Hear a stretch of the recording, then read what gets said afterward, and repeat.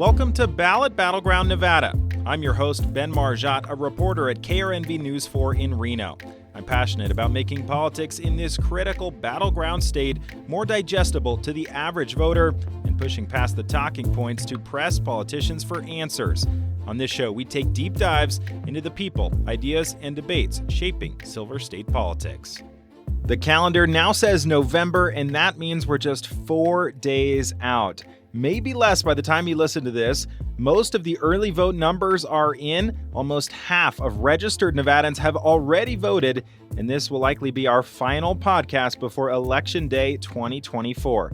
We have a ton for you on this episode as we've been doing interviews and coverage all week long. We'll take you out to Kamala Harris's Reno rally, the very latest early vote turnout numbers, Jon Ralston on whether Democrats in Nevada can turn it around in time, the top Emerson College pollster on if Trump could really win the national popular vote, and the Harris campaign's Battleground director and an RNC national spokesperson. It's our last-minute pre-election day extravaganza. We'll start by taking you out to Kamala Harris's Reno rally, featuring an endorsement from someone who normally stays out of partisan politics, Reno Mayor Hillary Sheevey.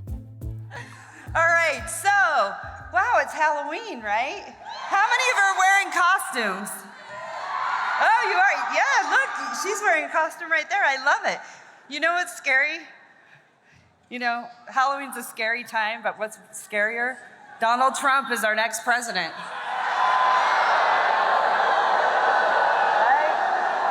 Right? Hello, Nevada! Happy Nevada Day! I have spent a lot of time in Reno over the years, and it is so good to be back in Reno. Are we ready to do this? He does not believe women should have authority or agency over their own bodies. This is the same person who said that women should be punished for their choices. And what we know is we know what we are seeing. This is someone who simply does not respect the freedom of women or the intelligence of women to make decisions about their own lives. And we know that what he has planned includes a national abortion ban, restricting access to birth control, putting IVF treatments at risk, and forcing states to monitor women's pregnancies. You don't have to take my word for it. Google Project 2025. Read the plans for yourselves. And when we fight, we win. God bless you, and God bless the United States of America.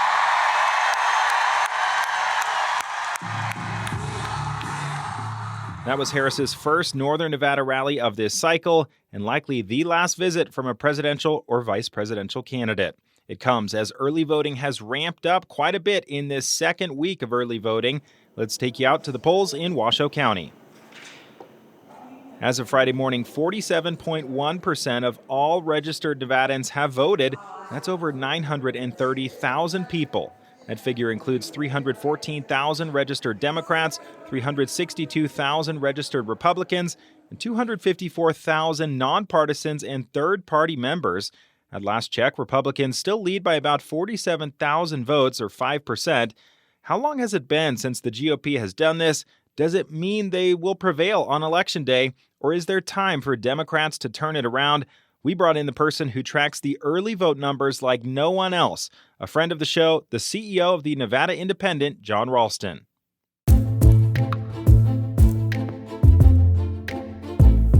And I'm joined now by the CEO of the Nevada Independent, Jon Ralston, the early voting extraordinaire who is tracking all these early voting numbers like a hawk. Jon, thank you for the work and thanks for joining us. Always a pleasure, Ben. Yeah, so let's just dive right into an unprecedented trend, really, at least in modern Nevada political history in the last 20, 30-some years, where Republicans have jumped out to a pretty sizable lead at last check, around 5%, 42,000 some odd votes, more than have been cast so far by Democrats. How unusual is that? Have you seen that in your time since covering Nevada? It's very, very unusual, and I go back so far, Ben. I haven't been able to track the early votes for that long, but for the last 20 years or so, in what I call the so-called Reid machine era, when the Democrats have banked so many early votes through the efforts of that machine built by the late Harry Reid, this has never happened before, that the Republicans have had such a sizable lead. Usually what happens in early voting is the Democrats build up what I call a firewall in Clark County, where all the Democratic vote is, and then they try to hold off the Republicans in the rurals and on election day. And of course, where you are, Washoe County is usually the decider of deciders, the swing county and the swing state, as we like to say. But listen, it's not over yet. There's still a lot of mail to come in, especially in Clark, but also in Washoe. And so it's hard to say anything definitive yet. And there are so many more now, Ben. This is something else that's changed. So many more independent voters who have voted, and we don't know how they're voting. We can predict pretty well, not with 100% accuracy, but pretty well in a presidential year, how the Republicans and Democrats are voting. The independents are a little bit of a black box, although I think, based on data I've seen in polling, they lean towards the Democrats. How much, though, and whether it's enough for them to catch up to the Republicans, I don't know. Yeah, it'd be a huge gap if this trend of GOP continuing to win in the early vote were to continue through Election Day. Is it your belief that they've kind of padded this huge lead with people that would have otherwise just voted on Election Day, and normally they'd get this big Election Day bump, and that might be thwarted this year, and so there won't be that big bump? Or is that potentially still coming too? It's a great question, Ben. There's no question that they're cannibalizing some of their election day vote. As you recall, back in 2020, Republicans were being urged not to vote by mail and not to early vote, but to go on election day. And they did, and they won pretty sizably on election day. In 2022, it was less true, but still pretty true. But this time, the Trump campaign and Republicans in Nevada have encouraged folks to vote early, to mail their ballots in. And so that's why there's been this big change. And when you see the delay in counting in Clark County, especially, and that happens every cycle, but at least since we've become a mostly mail state in 2020 and 2022, you have maybe, more than a third of those mail ballots are going to come in after early voting closes on Friday. So it's hard to tell what it's going to look like. But the pattern is definitely different than it has been the last three presidential cycles. No doubt. You are speaking to Democratic contacts and sources, I imagine. What's kind of the panic level for them on a scale of 1 to 10? And walk us through, what is the path for them? Is it kind of catching up on Saturday, Sunday, Monday when there is no in-person early voting?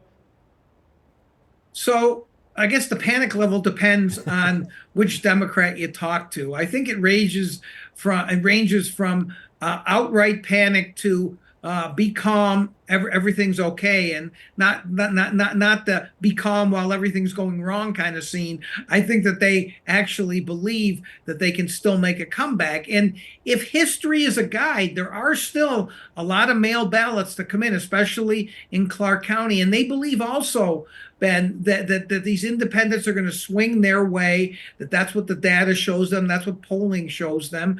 For people who don't remember, Joe Biden won independents based on exit polling, which can be flawed, by 6 points in 2020.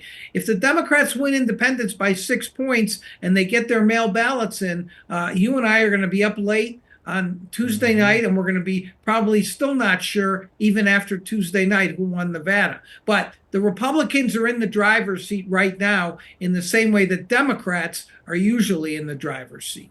Yeah, and so much so that I've seen one conservative pundit in Nevada saying, Nevada could win all 4 of the congressional races, as well as President Trump and Sam Brown winning here. Are those beliefs and hopes justified by these early voting numbers? Well, I don't know who that conservative pundit is, but I'd like you to tell that person that I will unload my entire bank account and bet that person they are wrong. It would take the red wave that we have not seen since 2014 here, and that was an off year, for that to happen. Now, listen, Trump could win Nevada. Sam Brown could eke out a victory, but it would be a miracle for the Democrats to lose all three of those seats, House seats in southern Nevada. There is a little bit of irrational exuberance going on by some Republicans, especially whoever this conservative pundit you haven't named is, who appears to not understand how elections work. I'll name him for you once we're not recording any longer. So in the Nevada Senate race, though, we've seen a ton of money flow in from the NRSC. Very excited by kind of these early voting numbers. Any hot takes as it pertains to the Senate race? For a minute there was seeming like Rosen had pulled away with an 8, 9, sometimes 10-point lead in some of these polls. Seems like now it's going to be much tighter than that. Yeah, the polls have not been very reliable in the Senate race. Ben, you've been around long enough, as younger than I as you are, to know that Nevada Senate races are not blowouts. It's not going to be a blowout. It was never going to be a double-digit race. I even thought the polls that showed Rosen ahead by 8 or 9 were wrong. It was probably about a 4 or 5 point race, which is a solid win. But I think that the Republicans are right to be encouraged by these early numbers. And that's why the head of the NRSC was in the state this week. That's why they're pouring money into TV, because even though I think they were not very optimistic at all about Sam Brown, they think if the turnout can remain this way for the Republicans, that Sam Brown has a chance. And there's no reason for them not to think that. But Rosen still has the advantage. Yeah, well, remember, of course, Senator Catherine Cortez Masto won her reelect by, 0.2 of a point, some crazy small margin. I think it was 8,000 votes. So it is going to be close on November 5th, no matter what the polls say. Jon Ralston, we'll let you get back to the early voting blog and everything else going on at the Nevada Independent. We appreciate getting some of your time. Always a pleasure, Ben.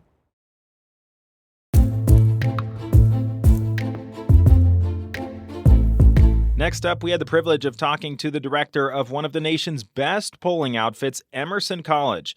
Director Spencer Kimball joined us. The interview was recorded on Tuesday, but the dynamics of this race have not changed since then. The polling showing a neck-and-neck race and an outside shot at something we haven't seen in a very long time. The Republican presidential candidate actually winning the national popular vote. Here's our great conversation with Spencer Kimball.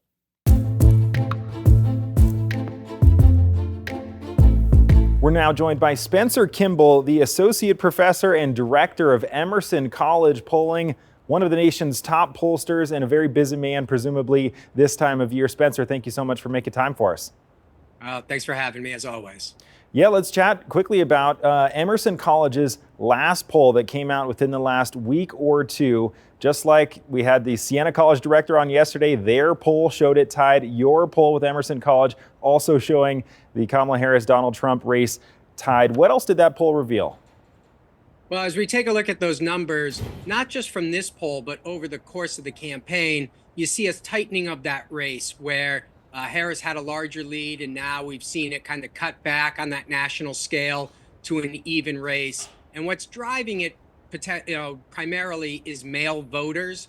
They're breaking more for Trump this time, and female voters are either staying the same or slightly supporting Harris a little bit more, but not by the length that we're seeing in the male vote.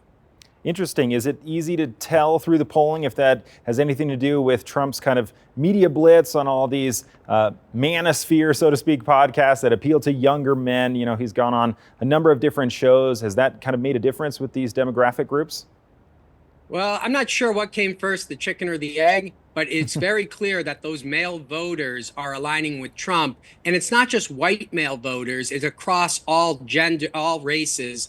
And we're also seeing it cross some of the educational barriers that traditionally vote more Democratic are switching to the Republican. And then those high earners that sometimes traditionally vote Republican are actually switching a little bit back for the Democrats, but not at the same proportion. And that's what's giving Trump a little bit more of an edge this cycle than where he was in 2020. Interesting. There's been a little bit of chatter about the national popular vote, which of course has been won by Democrats for the last several cycles now. With this race as close as it is in the national polling, I mean, it is feasible to have a scenario where Donald Trump could win the national popular vote next Tuesday? Yes, it's an interesting situation that we find ourselves in, because the conventional wisdom was that if the Republicans win the popular vote, then they should certainly win the Electoral College, as we saw in 2016 when they lost the popular vote, but won the Electoral College. They lost by 2 points. In 2020, they lost by 4.5 points. Now it looks about even. However, the dynamics of the race have changed in that Harris could lose that popular vote, but still win the Electoral College by winning 3 or 4 key swing states. Interesting. Would you attribute that perhaps to, the amount of unbelievable money that's been spent specifically in the battleground states, less of a focus, of course, on the states that might be too far gone for either party? Yeah, and I think to your point, you're seeing a state like Massachusetts or New York or California where Harris is polling 5 to 10 points below where Biden was 4 years ago. And then you see states like Florida and Texas that are polling 3 to 5 points higher for Trump than where he was. And you add that all together and you realize that popular vote, which seems so secure for the Democrats, has been loosened. And now we're getting into the Electoral College where Harris has really only campaigned in 8 states, 6, 7, 8 states. And we'll see if she's able to kind of peak in those states, even though the other 40 states might be a little bit lower for the Democrats than what we've seen in the past. Interesting. Well, the polling out of not only Emerson College, but many pollsters showed this race with Kamala Harris with a 2, 3, 4 point lead a few months ago, and now it is essentially deadlocked, dead even. What's driving kind of these polls tightening here in the last month? Because that is a trend that we tend to see in cycles past. Is that just kind of people coming home here at the end here, or what's causing that? Yeah, so for us political junkies, we've been watching this race for years, and we've been following every up and down and every press conference and an event. But for most voters, they really don't tune in until about 2-3 weeks out from the election, and they see what's happening. This cycle is obviously unique in that President Biden decided not to take the nomination in July, and that really changed the dynamics of the race and shook up public opinion, where all of a sudden you went from a close race in June to Trump up by 5 points nationally, to Biden dropping out, and then Harris up 5 points nationally. Now the voters are paying attention. They're zooming in on what's happening, and you're seeing a tightening of that race back to where we were kind of before that first debate, where it was a very competitive race, and it now sits as a competitive race again. Here we find ourselves 48, 48, 49, 49, wherever, depending on which poll you're looking at. Let's talk about Nevada specifically. You guys did a poll here in the Silver State at the start of October where Kamala Harris was leading by 1 point, so essentially tied within the margin of error. What else are you making of the polls that have been done in Nevada from Emerson and others? Well, at Nevada, we have the congressional races. You have 4 districts, but they're usually competitive, particularly the 3rd district. Or the 4th. This cycle, it doesn't look like those congressional districts are all that competitive. And the Senate race, again, is supposed to be a competitive race with Jackie Rosen. That race hasn't really turned into a competitive race against Brown, the Republican. So what we're looking at is really that presidential, the top of the ticket, where it's getting all of that attention. And in Nevada and in some of the other states with large Hispanic populations, we're looking to see if Harris is able to increase her support with this group, or if Trump can make some inroads, and if that suggests other inroads in other states as well. Does the polling indicate that groups of the battleground states, for example, the blue wall states or Arizona and Nevada out west, might fall in the same direction? Or is it really kind of a crapshoot in terms of which way these battleground states end up falling on election night? Yeah, I mean, the conventional wisdom is out in the Midwest. If one of the blue walls go to one of the candidates, they'll all fall in that direction. But what we're seeing out west, particularly, let's say in Arizona, their top issue is immigration. And when we get into these other states, the top issue is the economy. So it suggests that maybe in Arizona, their issues are slightly different, and you're not going to see the same vote totals for the candidates because their concerns might align with one of the candidates differently than when we get out to, let's say, Michigan, where immigration isn't a top issue, but the economy is over 40%, and voters might be voting on that topic, which might, change where, the outcome there, tighten that race, while in Arizona, it might go in another direction. In addition to the polling that you guys are doing, talking to voters, we now have early voting data. Is that something that you guys at Emerson College are tracking and incorporating into your results in some fashion? Well, we track the early vote, but the early voting can be a little bit of a red herring because if a lot of Democrats came out early or a lot of Republicans come out early and we predicate our polling on those numbers and then it changes, that's going to change what the polling looks like. So we've created a model of what we expect the voter turnout to look like. And what we do is we monitor the early vote to see if it's in line with our modeling. And what we're seeing so far in that early vote is it's sort of skewed towards older voters, and that's in line. But that means the Democrats are going to have to get out their younger vote on election day, and we might find a stronger election day turnout for the Democrats than what we saw in 2020. Interesting. One last question before we go here. It's a complicated topic to fit in at the end here, but what would you say to people who, still maybe remember what happened with the big polling miss in 2016? What things have you guys at Emerson done and the industry at large done to kind of, deal with the non-response bias and some of the issues that made that election such a big miss? Well, I think most importantly is to remember that a survey and a poll is a range of scores. So even though we talk about Harris up by 1 point in the silver state, that 1 point is on a range of a 3-point scale. So she could be at 50%, she could be as high as 53 and as low as 47. And if Trump's at 47%, he could be as high as 50 and as low as 44. So it's important that these surveys in polls are read as a range and not an exact score. But with that said, look at the trends and see if you start noticing a lot of polls going in one direction or another. As you mentioned, we've noticed that races have all tightened up generally across the board. So we see that trend happening. We'll see over the next 4 or 5 days if there's any breaking trends before the election. It's not a hot take by any stretch of the imagination, but it will be close. And hey, we might not know on Tuesday, November 5th. Spencer Kimball, the director of Emerson College Polling, thank you so much for joining us today. We appreciate getting some of your time. Best of luck the rest of the way. I appreciate it. Have a great day and remember to vote.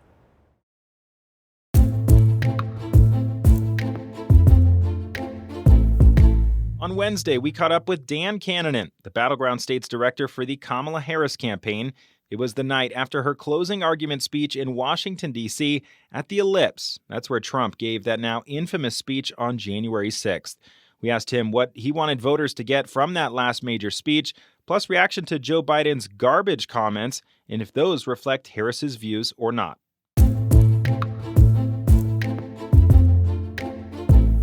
And I'm thrilled now to be joined by Dan Kanninen, the Battleground State's director for the Kamala Harris campaign, making some time for us. Dan, thank you so much for being here. Hey, Ben, good to be here. Thank you. Obviously, you watched the closing speech last night that we heard from Vice President Harris on the Ellipse in Washington, D.C. What was the number one thing that you wanted voters to take away from that speech last night?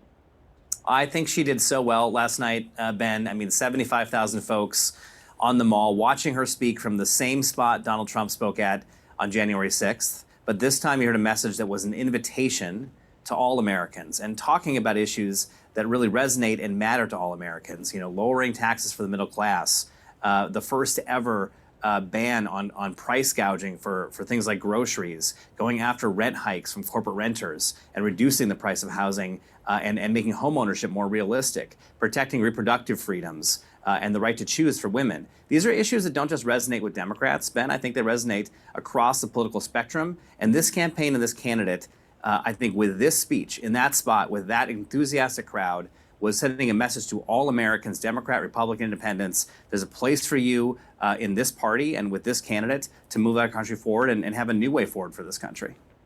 Unfortunately, in the wake of that, or right before, President Joe Biden's comments kind of took some of the spotlight away from that event last night. It's a little unclear, and he tried to clear it up what exactly he said. But whether or not the president was referring to the comedian supporters or Donald Trump supporters, is it Kamala Harris's belief that those people are garbage?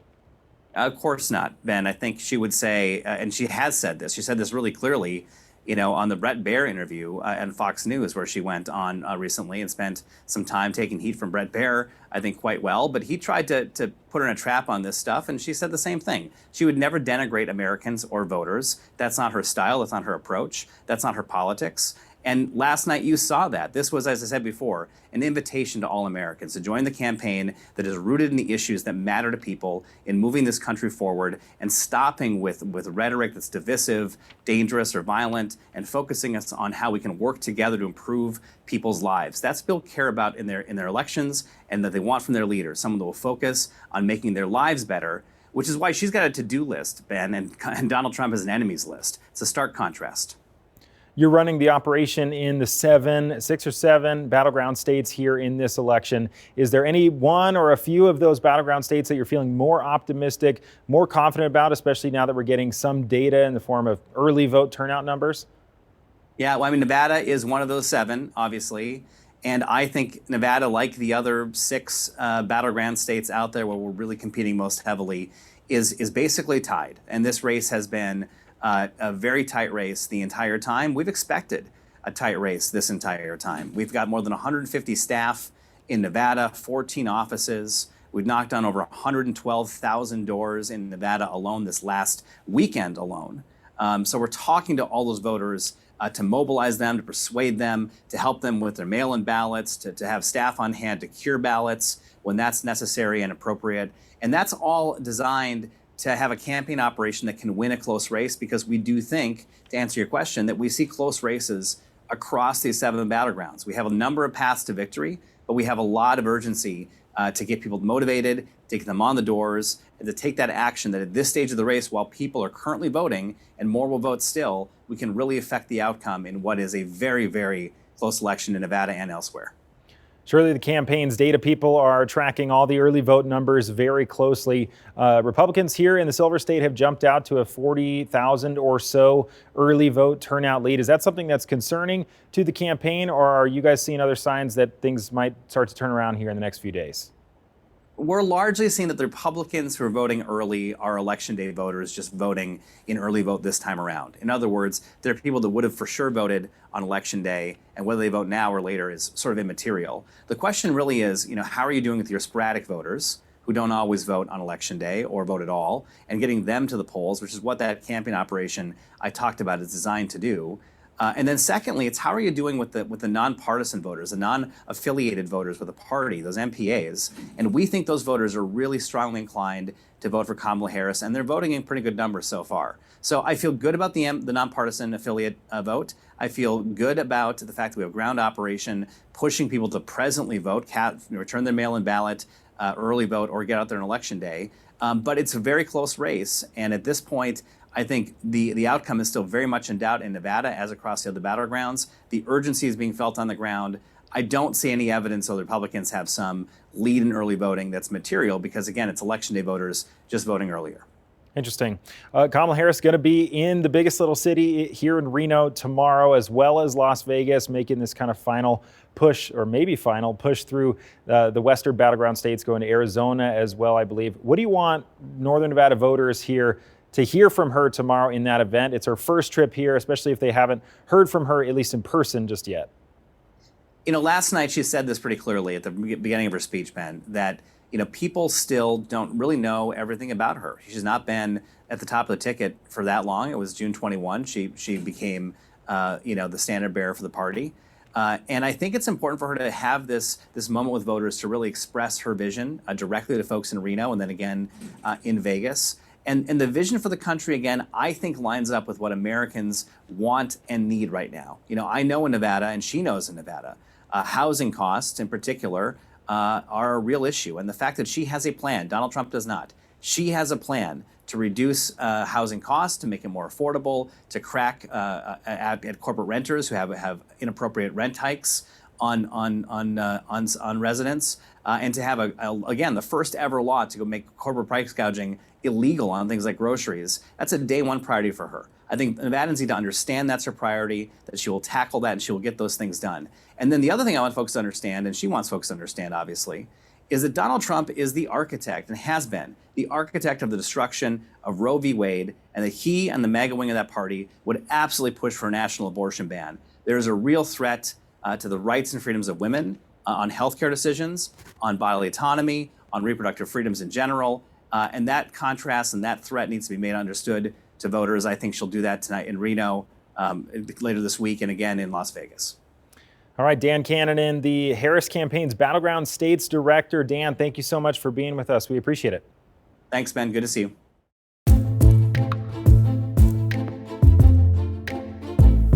And finally, we also spoke to RNC National Spokeswoman Elizabeth Pipko on Thursday. As you can imagine, she was appalled by Biden's garbage comments, but we pushed back on her, asking her if she agreed with her side's candidate, using terms like enemy from within, vermin, and scum. We also asked about their closing message to undecided voters. Here's our chat with Elizabeth Pipko.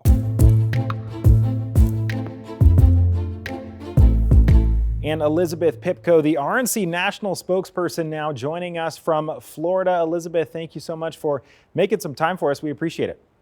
Yeah, thanks for having me. We spoke to a pollster earlier this week who said that he believes about 1 in 10 voters are still undecided, at least of the voters that have not voted yet. What's your message to the many undecided voters here in Nevada, our critical swing state? Yeah, look, I think the message is simple, right? Were you better off under President Trump, or are you better off now under the leadership of Joe Biden and Kamala Harris? It's a very special election, right? We almost have 2 incumbents going up against each other. Someone who was in the office for 4 years, and now someone again as VP who was in the office for 4 years. So people get to directly compare the policies and those results. They get to directly compare how much money they had in their pockets, how safe they felt, how safe the world felt, right? And decide for themselves what's best for them. I think that's kind of the message that's most important for us. It's not about the rhetoric. It's not about what people are telling you. It's about how you felt under President Trump's leadership and how you're feeling now and what you think is best for you, your family, and this country moving forward. A reaction from the president, Joe Biden, got a lot of attention this week, where some people say and believe that he was calling President Trump's supporters garbage. He has said and clarified that he was trying to refer to the comedian that spoke Sunday in Madison Square Garden. But regardless, what was your reaction to those comments? Yeah, look, I was appalled, to be perfectly honest. I think there's a lot to be said about rhetoric, and we've heard a lot over the last couple of years in this country. But I think when you go after not a candidate, right? Politicians know what they signed up for. But when you go after their supporters, I think it's pretty disgraceful, especially as the sitting president, right? The commander in chief of the United States. I'm so glad that he walked the comments back. However, the video lives on, and it's up to the American people to decide for themselves what he meant, how they want to take that, and where they want to go from here, right? I believe that he meant what he said, and I thought I proved that we are at a really, really sad point, truly, in our country. And I hope to God, more than anything, after November 5th, we can come together and move forward in a much better light. So you're opposed to former president using those words, Will you also then call out President Donald Trump, who has called his supporters things like the enemy from within, vermin, and scum? How are those any different? He called Joe Biden's supporters that, or he called illegal immigrants that? He has called his Democratic opponents the enemy from within. I believe he has also referred to his opponents as vermin, scum. Regardless of if it's immigrants or Democrats, should we be using those terms at all? Well, what I just said was there's something to be said about going after your opponents, right? Joe Biden and Donald Trump have gone after each other in the past.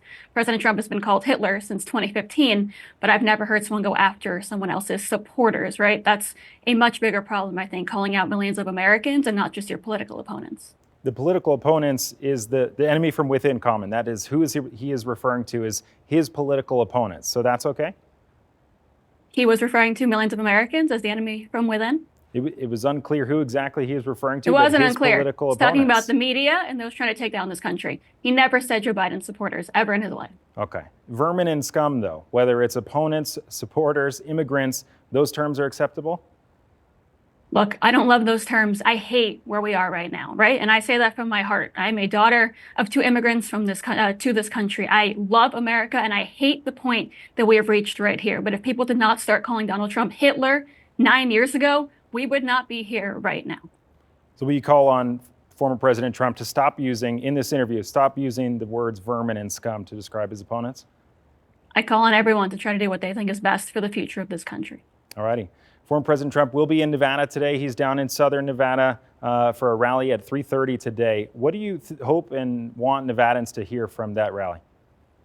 I want them to hear what they're looking for, right? Because it's not up to Donald Trump to do this for himself or for his base, right? It's up to him to do this for the people in this country who are considering voting for him to be their president for the next 4 years, right? I want them to get the answers that they are looking for, right? Everywhere I go, no matter what state I'm in, I hear about concerns regarding the economy, right? Regarding inflation, regarding border security, foreign policy, so many different issues. And I want the people that are going to these rallies, listening to his words, looking for answers to their questions. I want them to get the answers they're looking for so they know what's best for them moving forward. Obviously, I believe that that is President Trump, but I think it's up to the American people to go there for themselves, find out what he has planned for them, what he has in store to fix these problems that Joe Biden and Kamala Harris have brought upon the American people, and to vote accordingly.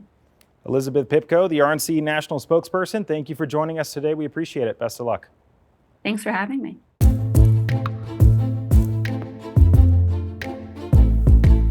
Okay, some housekeeping before we sign off. If you're listening to this on Friday, it is the last day of in-person early voting.